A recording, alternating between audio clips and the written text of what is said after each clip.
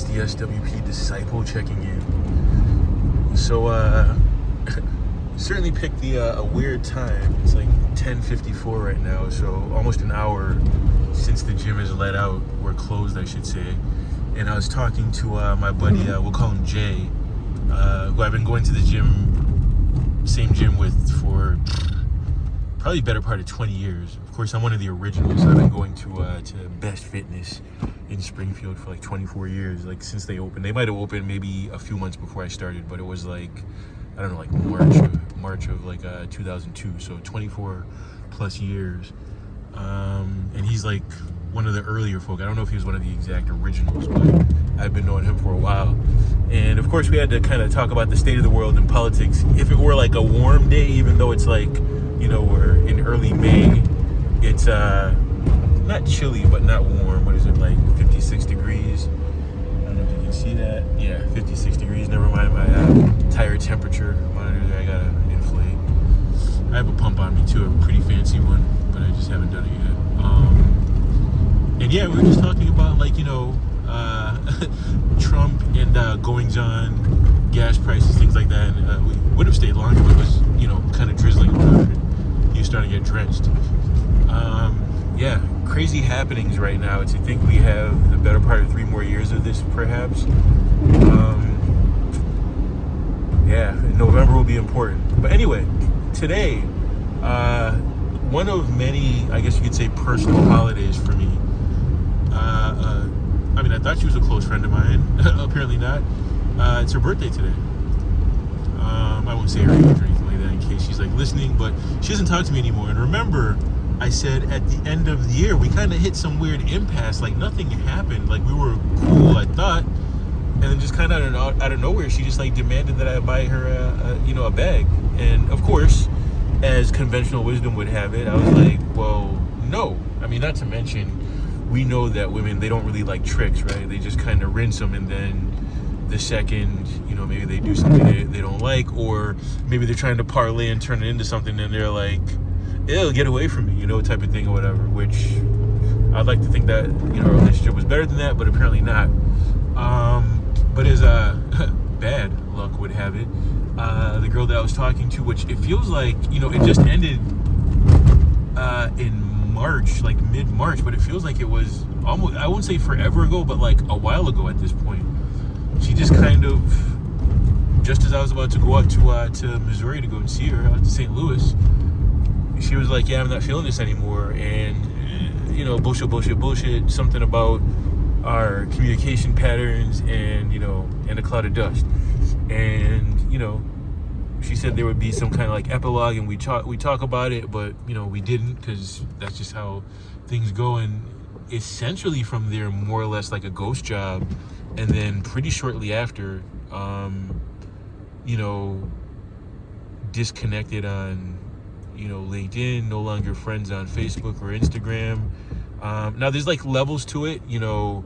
I mean, I'm not gonna front on you. I love social media. I know some people are like anti-social media.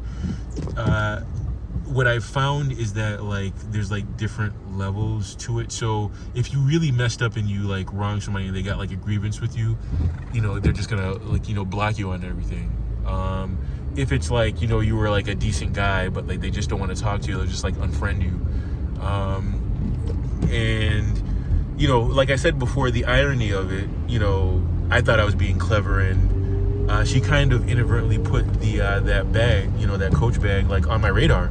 So the girl that I was talking to, I bought it for her for you know, for Christmas or whatever. And in fairness, you know, she got me a nice Christian Dior like cologne set or whatever. And I thought, you know, we were well on our way. Obviously, I'm still kind of mourning that situation from, you know, at this point, geez, three plus years ago. But it still feels fresh. Like I still feel it.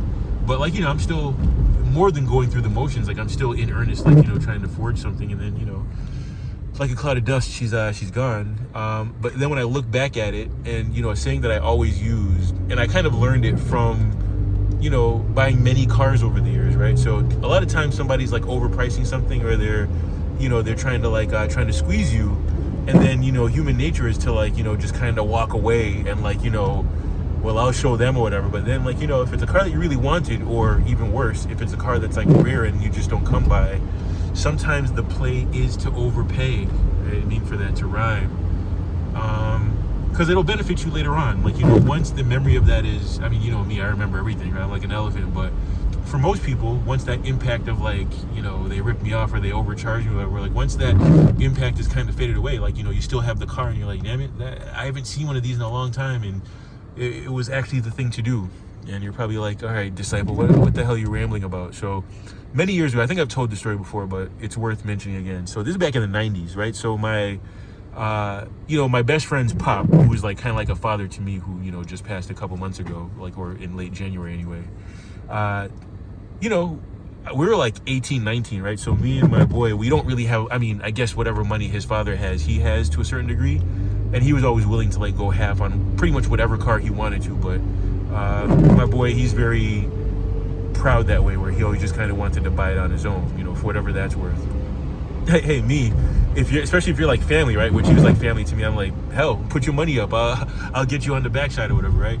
So anyway, this is back in the day before everything became like, was like online. Because like now you don't really find special cars for the most part on just a random lot when you're driving. Maybe if you live like in middle America, whatever, where there's still like these weird like barn finds and stuff like that, or just random like car dealerships. But for the most part, everyone's like making a beeline to like Cars and Bids or Bring a Trailer or whatever auction site, like Built for Back Roads. That's another site that I like, where you'll find like the real like enthusiast like manual cars and stuff like that. But for the most part, people they just put them online or whatever. Like you won't just drive it like a volume dealership and someone will just trade in whatever, like a 3000 GT VR4 or something like that, or a Supra or whatever. You don't find that anymore, because everyone more or less knows what everything's worth. Even if they're like a grandma, they have like, a grandson or somebody in the family who's like, whoa, hold on, grandma, like, let's put this aside, let me clean it up, curate it properly so you can get top dollar, and we'll put it on this site, whatever, so you can get top dollar. Or maybe I'll buy it off you, whatever, and I'll pay you way more than the trade-in or what you would sell it to Joe Blow off the street or whatever. Like it's like that now, right? So anyway, this back in the day, this is like a Dodge dealership back when we had one here in Springfield, and it was a 93, I think, Toyota All-Track Celica, right? So if you know anything about those, they're very rare. They only come in like 3 colors or 4 colors. I think it's like white, black, red, and this really nice teal color. I'm pretty sure that those are the only colors they come in, with like black leather or camel leather. This one happened to be red on black, like 50,000 miles mint. The story goes it was like a serviceman, so like someone in the military over in like stationed like in Italy or something. I didn't realize that we had a base in Italy, and he, I guess, like bought it there, but to American spec, so it didn't have like kilometers. It was like miles or whatever. And then when he came here, he also had it shipped back here. He didn't just like sell it there and like moved on with his life, whatever. But then eventually, as most people do, he traded it in or whatever, and traded it in there for what must have been like, I mean, whatever bullshit Chrysler was putting out back then. Like nothing I'd really want to drive except for a Viper back in the 90s, where like they were putting out mostly junk.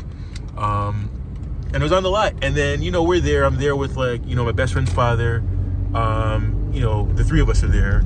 And the idea was, because like, at that point, he's a grown man. He's like in his late 40s or whatever. He doesn't have need for like a boy racer 2+2 hatchback or whatever. But the idea was either me or, my best friend, we were like, yeah, buy it. And then like in a few years, we'll buy it off you or whatever. Like, and he was used to like, his like Shelby Chargers and cars like that back in the day, in that vein. So he can enjoy it. But like, long term, he had like a pretty, tits, SC400 or I don't think he had bought the GS400 by then.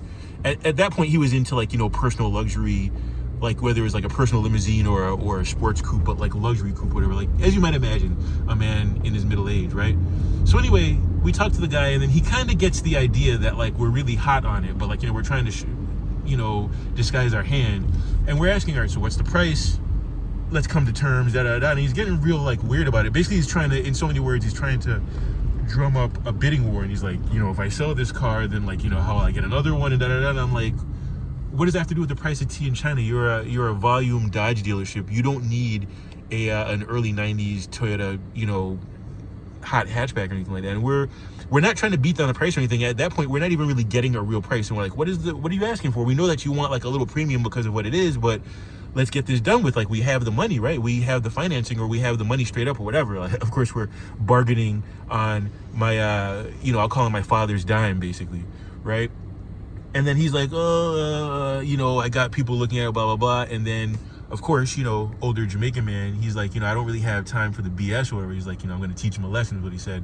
And I was like, whoa, I don't think this is the type of vehicle you want to teach somebody a lesson with. This will be gone and you will like not see one for a very long time. And so said, so done. It's not like me as an 18, 19-year-old, like I'm talking a grown man out of what he's trying to do, whatever, even if it's probably the wrong call. And he's like, I'm going to teach him a lesson. And then like a day later, it was gone. And I think we went back to ask him like what he sold it for. And even that, he was very like weird about. I'm sure he ripped off whoever he sold it to, but like whatever. I guess that's neither here nor there at this point.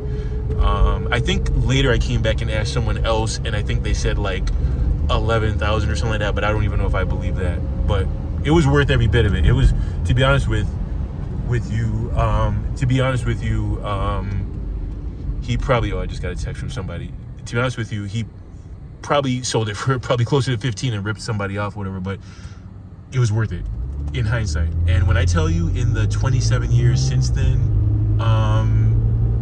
it was, I haven't seen that vehicle but maybe 2 times just out in the wild, and they were beaters. They were just beat up, whatever. So I called it right the first time, but again, that's a don't cut your nose off to spite your face moment.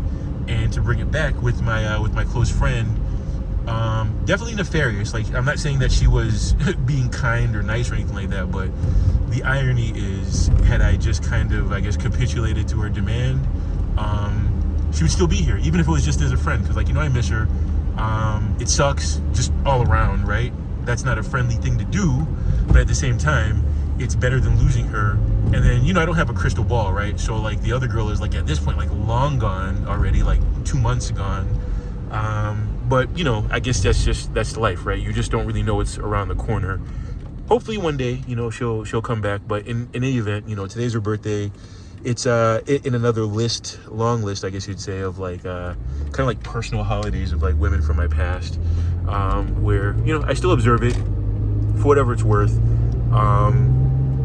But that's just, I don't know what that means. That's just an aside. It was actually a pretty good day today. I did some lawyering work, trying to. I'm still working on that 93A case, for the lawyer that I'm interning with, and basically we're trying to find a case where a strict statute was broken by a familial or a close relationship. So in other words, something, a law or a statute that was like, carved in stone, but it was kind of overturned because of the relationship of the two, litigants, if you will, that, they were really close. And it's like, oh, so you're basically operating as like friends essentially, or family members.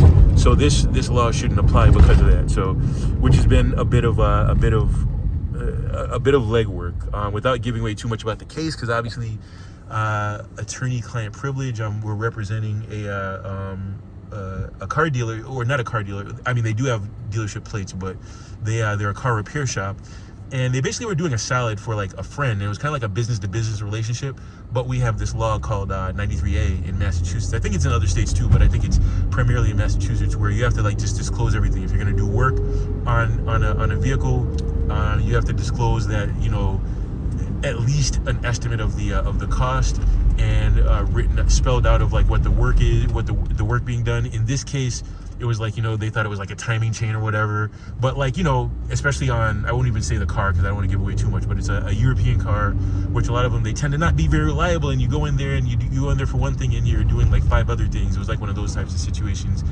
And it was understood they were working together on it. The guy was kind of anal retentive. He was like he brought it there on a flatbed. So it had issues already. It brought it to like a machine shop, brought it by and was supervising it pretty much every day. So it's BS. He's basically taking advantage of a technicality of the law, and she thought that they were friends.